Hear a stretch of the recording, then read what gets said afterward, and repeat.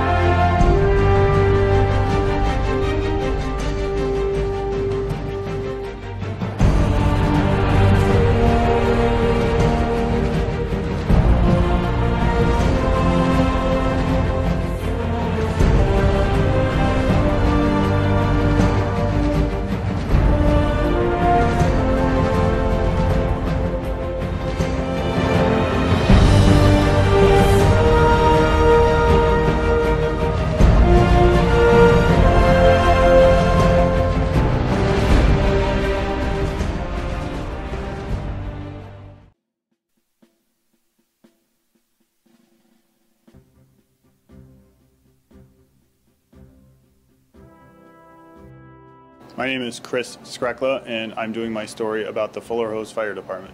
The firehouse was formed on December 31st of 1885 after a series of devastating fires struck Northeast. A citizen by the name of Ezra Fuller donated $100 to help construct the first hose cart, which was the first Fuller Hose fire engine operated by the Fuller Hose Fire Department. When the department originally formed, there were, I believe, 20 to 25 citizens that stepped forward. The Fuller Hose Fire Department's been very fortunate to maintain that staffing of 25 to 30 volunteers throughout. The community is extremely backing in our favor as far as when we need to purchase apparatus and other things to keep the department going. We are 100% volunteer and 100% reliant on the tax base to, give donations to the fire department to keep it operating. So when you join the volunteer fire department, when you join Fuller Hose, you have to be over the age of 21. We ask you a series of questions about your employment, your family status, just to get some general information about you. Once you join, you're issued all the, the necessary department gear, and then it just starts the never-ending process of training and staying on top of the latest schools and technology and the way that fires are being fought.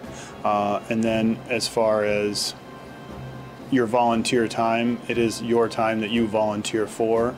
So it's whenever you can make it. I mean, obviously family is huge in the fire service. Your family always comes first, and then your job, and then if there's time, you put that time in with the fire department. But at any time in a, night or day, if the pagers go off and you're able to respond, the expectation is you do respond to help the community. So the fire department is very reliant on the citizens of the community to provide the funding to keep the fire department going. Every year we have our Northeast Firemen's Cherry Festival, which is held the third week in July, and it is a carnival for the community. We bring in ride companies and vendors, and all that money that is generated through the Cherry Festival benefits the fire department. All that money stays here in Northeast, and we are extremely fortunate through all the economic ups and downs that the community has always been there steadfast in July. The department literally goes door to door selling cash raffle tickets. We go to every home in the community and ask for a donation, and then as a celebration we do the Cherry Festival for 5 days in July. To some people, the fire department is a family tradition, especially in my case. My father has over 40 years in the department. My older brother has about 20, and I think I'm about 10 years into the department. So there's a big emphasis of family in the fire service. A lot of people have that same story of their father and their father before them volunteered. And as far as the community, they're there for you 100% of the time. Even when you go to the calls, they apologize for, being inconvenient and calling you out on a Sunday, which it's just, they're just so grateful that you're there to help. And that's the cornerstone of the volunteer fire service, is you're there to help the community. And I think that's just more paramount than anything else.